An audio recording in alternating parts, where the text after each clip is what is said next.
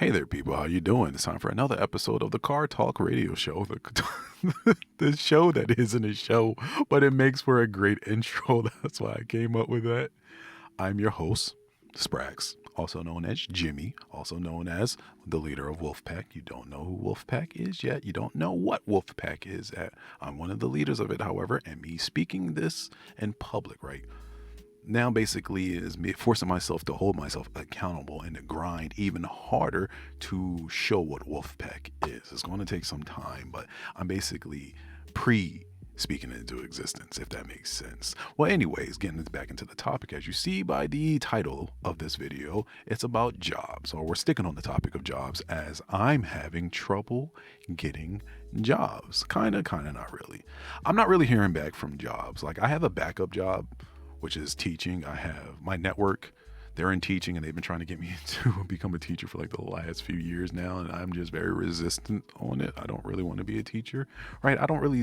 I'm good at teaching, but I just don't see myself doing that as a career path. As I said, I'm very nomadic. I'm very relaxed and I don't see myself doing it, but you never really know for when it comes to things that you've never done before. However, when it comes to other jobs like social media jobs, like companies that are Fortune 500 type companies, very big brand name jobs, different positions that are open, air quotes. I haven't really heard anything back. I've received probably one rejection letter out of 10 applications, which is okay.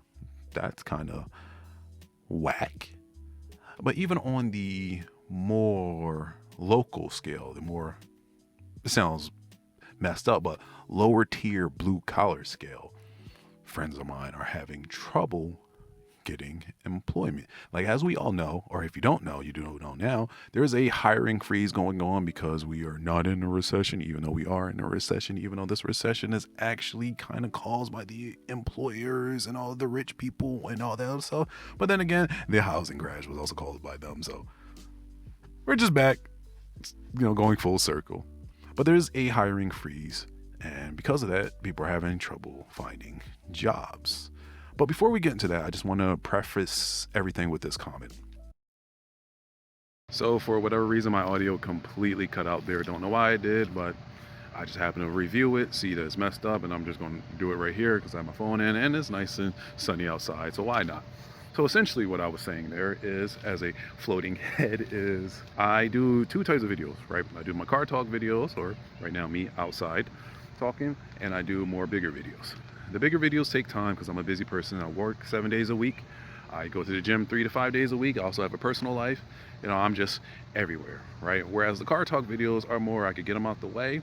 Obviously, I still write things down. I come to these topics with a concise thought process. And they're also more on the intimate side. So, intimate as an audience wise. They're very more personal rather than the other ones that use my camera gear, which are still like kind of personal as I'm speaking on issues that pertain to me or even life, but they're more expanded. Like the last one, I started with a little intro. The intro was a joke, by the way, for the van life one.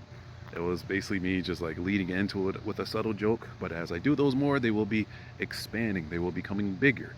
But it takes time because, well, I'm very busy and I'm a one-man team.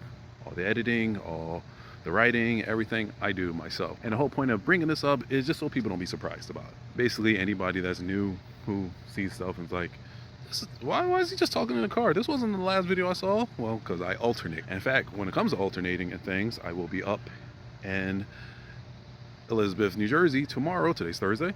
I'll be up there tomorrow to see for the port strike, because the port strike is happening. So I'll be up there supporting them, possibly even recording it. Not really sure. Not sure if I'm going to turn that into a video or not if I do record, but I will be up there in support, as the port strike is relevant to the topic that I was talking about, which is jobs and how the people are struggling to find jobs because of companies being greedy. The issue that we're having right now with these companies is the fact that they are being incredibly greedy with their money, and the freeze comes from the fact that they hired way too many people to begin with during the pandemic. They took advantage of the situation that there was more money coming in and overhired, knowing damn well that they were going to have to lay these people off later off down the line. Like they knew that. That was well within their strategy. Same with what Amazon's currently doing right now, with Amazon forcing their workers to go back to the office, so from remote back to the office. And about there's a report that 73% of them are considering quitting. Amazon knows that. Amazon put that into their risks. They are fine with those people quitting, because what's going to happen is that they're just going to put that labor on the people that didn't quit. Now, back to the actual video. So I've been applying for jobs, finally. I don't really apply for bigger jobs. I just work freelance and, do my own thing. I make money legally. But finally I decided, all right, let's start applying for like bigger jobs. And as I previously stated, I haven't really heard anything back. I got like one rejection letter from a Fox News station for a photography job. And I was like, all right, cool. At least you responded back. But from everybody else, I haven't really heard from, which is like, okay. I mean, I understand a lot of people are applying for them, but I have a good skill set. But I understand what's happening with the hiring freeze. Now, for me personally, I'm not really worried about that. I bring in money, and I also have the great ability of recognizing a problem and creating a solution. So I've done a few proposals with more local organizations and institutions, and well, I'm going to be fine. But for other people that I know, they're struggling finding work with just blue collar stuff. Like my friend who got laid off, he started interviewing almost immediately at different, auto shops and mechanic shops. I mean, whatever the term would be, right? He just started interviewing almost immediately.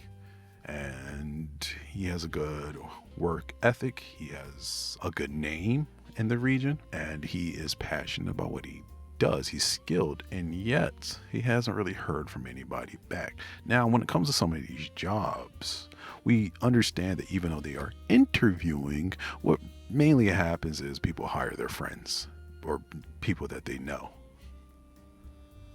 But still, our region it doesn't hire the best people, if we're going to put it that way. So a person like him who is actually, respected, even on the younger side, right? But is respected from people that know of him, having a bit of a difficulty getting hired, that says a lot about what we're going through at the moment. And because of that, it got me thinking, as Amazon recently demanded that their workers go full time to being back in office.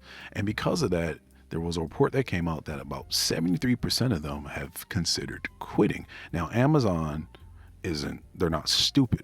They did their risk management, right? They understand that a good portion of people are going to quit, and it probably works for them because then they don't have to file for unemployment. They don't have to give unemployment money because they weren't laid off. They quit. This is all within their strategy.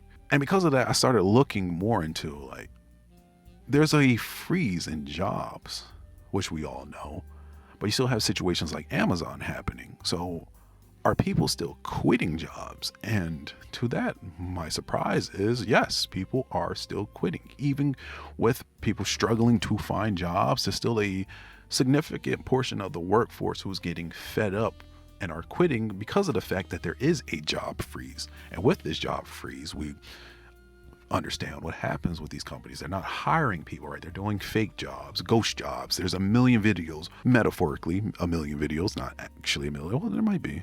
There's a million videos here on YouTube that are speaking about the hiring freeze and people struggling to find jobs and ghost jobs, which aren't new. Ghost jobs have been a problem, a thing, whatever you want to call it. They've existed for numerous years now, before the pandemic, right? And because of that, those very same jobs that are pretending that they're hiring, or the jobs that just froze hiring, the end result is the workers are getting more work. More of the workload is being thrown at the people that are already working there. And shockingly, or I guess not shockingly, even with there being a freeze, people are quitting. And this isn't like really a surprise on companies freezing, right? As what happened during the pandemic is with all the loan money, PPP loan money, and all that other stuff that the companies were getting, they ramped up their hiring practices, knowing damn well that they were going to have to fire people a few years down the line. Like, this wasn't an accident. They knew exactly what they were doing there. So this was like foreseen. People saw it coming. That's why one of the things that those that are involved in the job market were saying is get in now, because the layoffs will hit. Essentially, it's a boom bust cycle, similar to, say, the .com boom bust cycle, which, yes, I was a small child back then because I was born in 92. But yes, I still know about it. I read books, okay? I laugh at my own jokes because they're funny to me. So it's all that to say that none of this is a surprise that there's a hiring freeze. And, there's fake jobs, as this was already foreseen. But people still quitting, was a shock to me, even though it shouldn't be a shock to me when you really think about it, because no matter what's happening, not everybody is going to accept the fact that you're throwing more and more and more and more work at them, no matter what the economy is. Some people are just going to go, you know what, screw it. We're just going to see what happens. And if it blows up in my face, it blows up in my face. But anything is better than, dealing with this. Basically, the stress from just being worked into the ground, whether it's physical stress, mental stress, or both. So with that, I've really been thinking about this, because it's like, okay, some of us are struggling to find work, or in my case, better work. I work, but I want something better, right? I want to try my hand in a different field, like in a corporate field in the media space at a higher level. Others, like my friend I spoke of, he's just trying to get back into the workforce. Like, he hasn't been laid off for, I think, only a month now, but he's not getting any callbacks. And just the blue collar field, which is like, what? That's not really that common, especially when you have a quality worker that isn't drugged up or anything. Person that goes to work and goes home, and occasionally goes to barter with me to watch Colorado football. As well as there are people who are quitting their jobs outright, like the port workers that are striking. So the question becomes, what's the end game? Like, this is what I've been wondering lately. What is the end game? I'm happy for people striking. Absolutely. Strike. I wish the I can't even talk. I wish the railroad workers did the same. Yes, it's illegal, but you don't get anything by playing within the rules of the system. You have to demand your rights, as that's the only way you'll get them. And I kind of wish they did the same, but that's a discussion for a different topic. But what's the end game? Workers are getting fed up, but workers are also struggling getting jobs. Whereas companies are just pretty much getting away with damn near everything. And I don't know where this goes. Where do we go from here? This is like a general question. This is a genuine discussion I'm trying to have here. Where do we go from here? Is it protests? I kind of said that in my video about van life on what was happening, people protesting more, and then the strike happened. I haven't really been paying attention to what was happening around the country. So the port strike actually caught me off guard. So I'm like, okay, people are doing, the one thing I spoke on, which is a strike. But where else do we go? How do we bring things back for people to have jobs? How do we hold those on top accountable? Because honestly, everything we're going through is mainly because of them. No, not mainly, is because of them. Can't even just say mainly, because there's no other factors that cause this besides them. Whether we're talking about the corporate greed in general, not paying your workers enough, outsourcing everything because for cheaper labor,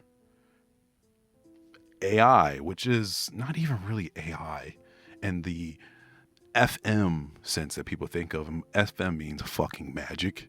AI has existed for a while, and yes, it's making technological advances, but the technology isn't what a lot of the